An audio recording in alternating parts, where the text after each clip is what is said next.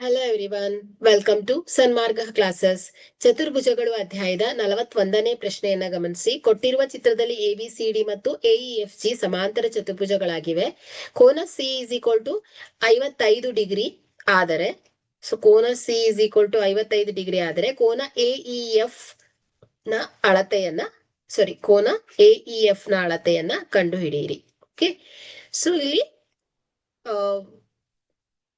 ABCD ಅನ್ನೋದು ಒಂದು ಸಮಾಂತರ ಚತುರ್ಭುಜವಾದ್ರೆ ಸೊ ಇಲ್ಲಿ ಕೋನ C ಈಸ್ ಈಕ್ವಲ್ ಟು ಏನ್ ಹೇಳಿ ಕೋನ A ಆಗತ್ತೆ. ಯಾಕಂದ್ರೆ ಇದು ಅಭಿಮುಖ ಕೋನಗಳು.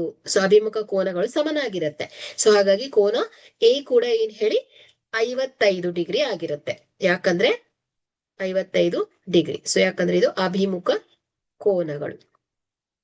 ಓಕೆ, ಸೊ ಈಗ ಸಮಾಂತರ ಚತುರ್ಭುಜ AEFG. ಸೊ ಇಲ್ಲಿ ಸಮಾಂತರ ಚತುರ್ಭುಜದಲ್ಲಿ ಯಾವುದೇ ಎರಡು ಪಾರ್ಶ್ವ ಕೋನಗಳ ಮೊತ್ತ ಏನಾಗಿರುತ್ತೆ? 180 ಡಿಗ್ರಿ ಆಗಿರುತ್ತೆ. ಅಂದ್ರೆ ಪೂರಕ ಕೋನಗಳು ಆಗುತ್ತೆ.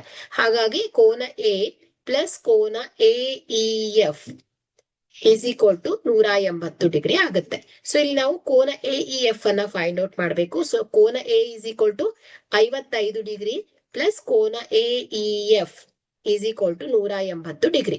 ಸೊ ಕೋನ AEF is equal to 180 degree minus 55 degree. So is equal to ಇದೆಷ್ಟು ಬರುತ್ತೆ? 125 ಡಿಗ್ರಿ ಆಗುತ್ತೆ.